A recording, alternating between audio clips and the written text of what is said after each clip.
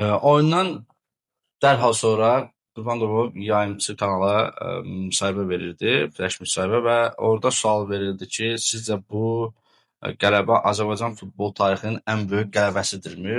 Və yaxud da qələbələrindən biridirmi? Belə bir sual verirdi, həmkarımız belə bir sual verdi. Qurban Qurbanov dedi ki, bu qələbə Azərbaycan futbol tarixinin ən böyük qələbəsidir. Bəli. Sən necə düşünürsən? Mən də elə düşünürəm. Yəni həmfikirəm. Çünki Neftçi Fnik oyunu.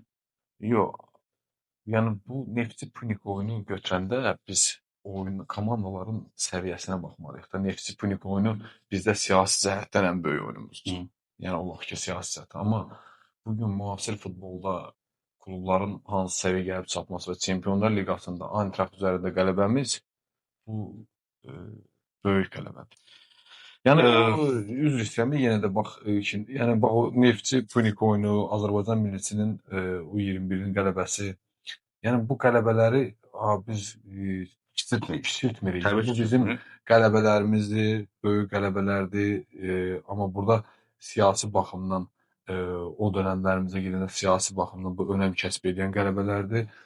Amma biz futboldan danışırıqsa, futbol içində olan tarixi qələbədir.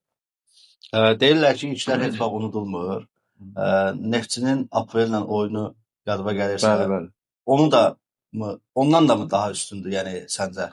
Yox, bax yenə bax cəmaət baxacaq, deyəcək ki, hansısa bu Eintracht üzərində qələbə, yəni futbolu bilən hər kəs, yəni oturub bunu analiz eləsə, Eintracht üzərində olan qələbə, yəni bu həqiqətən də Azərbaycan futbolunun futbol gözündən baxsaq, ən böyük qələbəsidir.